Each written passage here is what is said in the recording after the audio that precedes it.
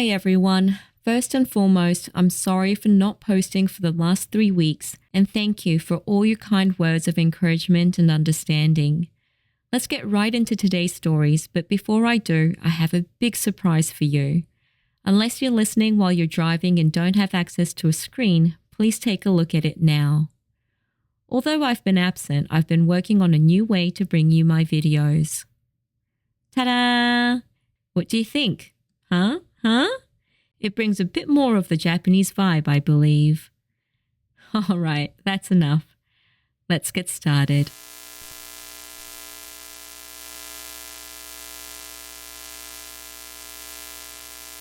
The company I work for has an office in a very rural area, and I live in a dormitory about a 15-minute walk from there.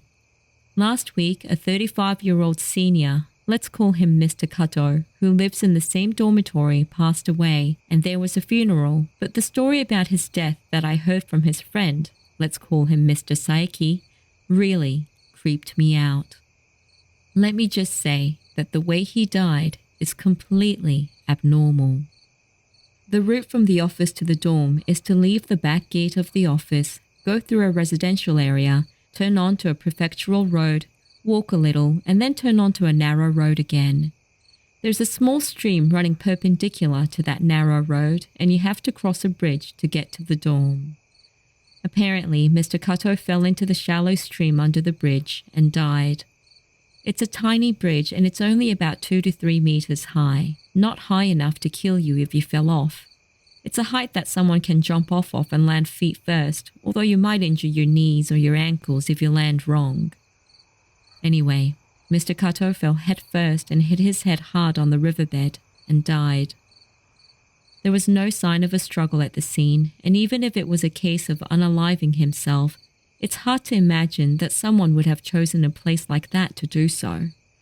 Also, there was no suicide note. The police concluded that there was no foul play involved, but I thought something was strange. Mr. Kato's funeral was held 30 kilometers away at his hometown, and it was a painful one. It was unbearable to watch the parents lose their only son at the early age of 35. Mr. Saiki was a very close friend of his, and he was devastated. To be honest, I had almost no personal relationship with Mr. Kato, but seeing those close to him made my heart swell with emotion. On the way back from the funeral, Mr. Saiki looked troubled, and I asked if he wanted me to drive, but he said he was fine. After a while, he suddenly stopped the car on the side of the road and began to cry. He said between his sobs that Mr. Kato was murdered. I was at a loss for words and remained silent, and he slowly began to tell me the following. It all started about 2 weeks before Kato's death. On that day, we were drinking together with some other close colleagues at a bar in front of the main gate of the company until after about 11 o'clock. When the party ended, everyone who had been drinking took a taxi home. Kato and I walked through the company grounds, left the back gate, and passed through the residential area behind the building. It was quite dark because, as you know, it's in the countryside and there aren't many streetlights. Well, Kato suddenly felt something was off and looked at the wall of a nearby house, and he saw a person sticking their head out around the corner and looking at him. It was apparently a woman, and she looked to be in her 40s. He'd never seen her before, but for some reason she was looking at him with a lewd grin on her face. He wondered who she was, but coughed it up to the fact that maybe she was a bit mentally unwell who lived in the house. He didn't want to cause a scene, so he continued walking past the house without paying her much mind. By the way, I didn't know any of this at the time, so I never saw her personally. Kato apparently turned around after walking a few meters, and there she was, still staring, still grinning. Up until then, he was in a great mood, but he was suddenly unsettled and creeped out and overcome with a terrible feeling as we made our way back to the dorm. He only told me about it a few days later, and I advised him to be careful of that house and to ignore her if he ever saw her again, and that was the end of our conversation. 4 days later, he came to me with a sense of urgency and asked me to join him at the same bar again. He told me he needed to talk to me about something. I was planning to stay a bit later that day to do some unfinished work, but I decided against it and joined him at the bar as soon as I clocked off. Once there, I asked him what happened, and he told me. He told me that he saw the woman again, that she was staring at him with the same grin. I asked him where at, and he told me it was in Tokyo. He was on the Yamanote line, and she saw her in the crowd on the opposite side of the platform. She wasn't standing around like the others, though. She apparently popped her head out from behind a trash can with her insidious grin again. Kato was on his way back from a day trip. The train had already started moving, so there was nothing he could do.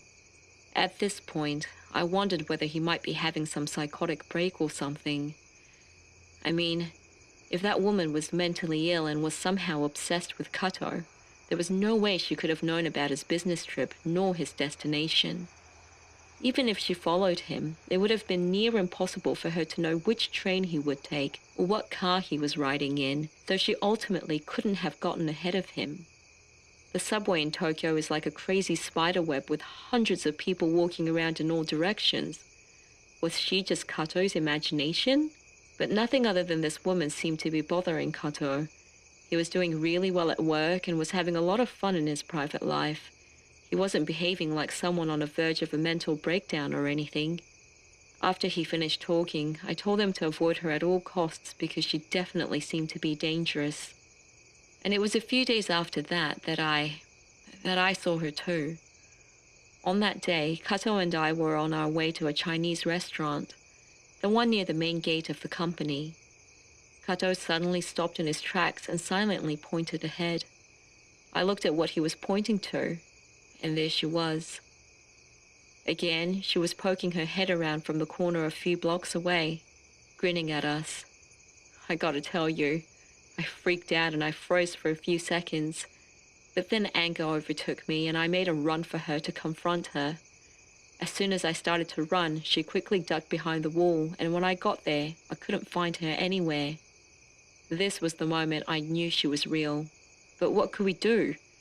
Even if we went to the police to say that Kato had a stalker, how could we prove anything? After a few days, I got a phone call from him late at night. He was yelling that the woman wasn't human and that she had appeared in his room. He begged me to let him stay at my house, so we decided to meet up at the convenience store. After talking to my wife, I jumped into my car and sped to it. I was still talking to Kato on the phone, and he was telling me what happened. He said that when he got home, he took a bath and went to his bedroom. He sat on his bed and was scrolling through his phone when he saw her. Her grinning face was peering out at him from between his jackets and shirts that were hanging inside the closet. The thing is, he should have been able to see her legs, but there was none. It was just a face. He was scared as hell, but instead of becoming paralyzed like most people do, he got pissed off and yelled at her. He went to the closet and parted his clothes. Instead of the woman disappearing, she remained in place, just her face floating in mid-air, grinning eerily at him. At this point, his fear took over, and he ran out of the apartment, phone in hand, and called me. He told me that much when the line suddenly went dead. I asked him what was going on. I screamed and told him to answer me, but he never did. The next thing I heard was him screaming, and I heard a loud thud as if something fell, and the silence continued after that. I was freaking out. What the hell just happened? Why wasn't he answering me? I couldn't get to the convenience store fast enough, and when I finally got there, Kato wasn't there. I knew something was terribly wrong, so I grabbed a flashlight that was in the car and started running around the area trying to find him. And that's when I found his mobile phone lying on the sidewalk at the start of the bridge. I looked around, but he wasn't there, and that's when I decided to look into the stream. And there he was. He was lying there face down in the shallow stream, not moving. I called the police straight away and I was questioned for hours. I told them everything I knew, but they obviously didn't believe me, and I think they actually suspected that I was the one that pushed him over the edge. That was what Mr. Saiki told me in the car that day. He has no idea who the woman is and doesn't know why she was going after Mr. Kato. He was worried that he would start seeing the woman too since he saw her that one time and suffer the same fate. But apparently he hasn't seen her since. At least, not yet. I know a man in his 40s who teaches at an English conversation school in the Kansai region. He's a very serious person, and although he's already married, he has never cheated on his wife in the 10 years of their marriage. Except for this one time when he cheated on her with a student at his school. She was also working part-time as an admin and was in her late 20s. She knew from the start that he was married and had a family. About 6 months after they started the affair, she became possessive and started telling him to divorce his wife so that they could be together. But as most married men do, he kept ignoring the matter. The situation escalated day by day, and it got to a point where he could no longer avoid it. He knew he didn't want to leave his wife for her, so he finally told her one day, "I'm sorry. I can't abandon my family, so today's going to be the last time we meet." The girl couldn't take it. She loved him deeply by this point and refused to break up with him. The teacher had no other choice but to leave her there and forcibly push her away as he made his exit. The next day, the girl called him. He hesitated and wondered whether he should pick up at first, but he didn't want to continue feeling uneasy and wanted to clear up the awkward situation, so he answered. "Hello?" She said, "Hi, I just want to ask you, do you love me?" As he was about to reply and tell her that he didn't, that the affair was well and truly over, the line went dead. Did she hang up? He wondered what had happened, but he didn't call her back because he knew that it would make her think that he was chasing her again and make it even more difficult to leave the affair, so he trudged on with his day. Then the next day, the girl called him again. "Hey, do you love me?" And once again, as he was about to reply, the line went dead. At this point, the teacher started to feel a little worried, but again refrained from calling back because he didn't want to give her too much attention. Then the next day, the phone rang again. "Do you love me?" When he tried to reply, again the line went dead. This was the third day in a row. What the hell was going on with her? He was beginning to feel irritated when the phone rang. It was an unregistered number, but he picked it up. "Hello? This is the police. We have a bit of a situation, so could you please come to so-and-so station?" With his heart pounding and wondering if something had happened to his wife or kids, he immediately went to the police station and asked what was wrong. A detective took him to an interrogation room and pulled out a photo. "Do you recognize this girl?" The girl in the photo was the one he had been having an affair with. The teacher replied that he did indeed know her and asked what happened. The police replied, "I'm sorry to inform you, but she was found this morning hanging in the mountains. Her cell phone was on the ground by her, and we discovered something we can't quite explain. After checking the call log on her phone, it showed that she called you last night." "Yes, she did," the teacher replied. The detective furrowed his eyebrows and said, "Well, that would have been impossible because the coroner said she died 2 days ago." They sat in silence for a while. The detective and the teacher were probably thinking the same thing. The call log showed that she had made a call and the teacher had actually received it, answered it, and heard her talking on the other end. She called 3 times. On the first day, she was alive, but on the second and third days that she called, she was already deceased. Can someone please explain how that could happen?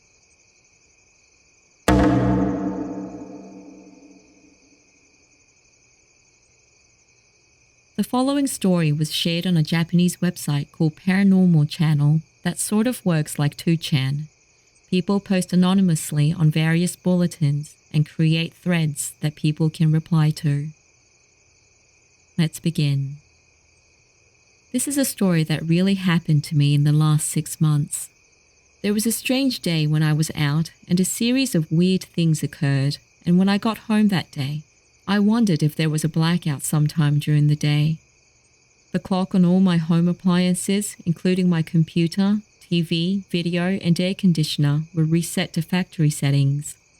My battery-powered wall clock and alarm clock were working normally, obviously, so that's why I thought it was just a power outage. While I was resetting the time on all the clocks, I was watching the news, and I realized something. The time on the wall clock, the battery-operated one, matched the time on the news exactly. Now that was really strange because I intentionally set all my clocks to be about 8 to 10 minutes fast. It made me pause for a bit, but I figured it was because the battery was running low. Just to ease my mind, I went and checked the alarm clock next to my bed. Lo and behold, it also matched the time on the news. I didn't change the batteries and left them as is for a day or two, but they seemed to be working fine. The times haven't gotten any more delayed and still matches the time on the news. What the hell happened to my clocks? Has anyone else had the same experience as me within the last 6 months? I need an explanation because I've been feeling really off since that day. There was also a series of unpleasant things that happened that day. I live in an apartment and have to take the elevator from my floor. You know how they work. You obviously need to press a button for it to come to your floor unless someone else is already inside and is getting off on your floor. Well, on this day, I walked to the elevator and was about to press the button when the elevator began moving up and stopped on my floor. The door slid open as if welcoming me in, and no one was inside. Did someone downstairs press a button by accident? How did the elevator come up to my floor without me having pressed the button? And it didn't end there. I was about to exit my building when I remembered I forgot something at home, so I turned around to go get it. But before I could press the button, the elevator doors opened. Again, no one was inside. I sort of stood there not knowing what to do or think, and the door closed again before I could get in. And then at the next moment the door opened again as if someone inside had hurriedly pressed the open button. I literally got goosebumps when this happened. Anyway, I went about my day, and when I got home, I got onto the elevator as usual by pressing the button. When the door opened, the same elevator that was working without any problems earlier that day was making squeaking and creaking noises. I felt a bit nervous, but I got in and walked back to my unit. When I got home and turned on the lights, all of them were flickering as if the bulbs were about to die. And that's when I noticed that all the digital clocks were flashing and reset to factory settings. It's really hard to describe the feeling, but it almost felt like I had walked into a parallel universe or something. I mean, is that even possible? I have a pet, and it's not like it was going crazy or anything. It seemed like it was just another ordinary day for him. It's really a mystery. Let me add that I ran some errands real close to home and there was no power outage that day. It's possible that it could have just happened in my building, so I contacted the building manager and I was told nothing of that sort happened that day, and it's extremely unlikely that only my unit was affected by it. I really can't wrap my head around what happened and wonder if this is what it means to feel like you're in a dream. Another user then comments, I'm scared that people will think I'm crazy if I say I've traveled through time, but I actually remember my time in kindergarten through to middle school quite vividly, although the dates might be a bit off. Anyway, when I was in kindergarten, I fell asleep on Saturday, and when I woke up the next day, it was Monday. Throughout my life, I remember 3 distinct times when I missed an entire day. I also once witnessed a large UFO at close range in the kitchen. This is not a hoax, I swear it's all true. I've seen UFOs irregularly since then.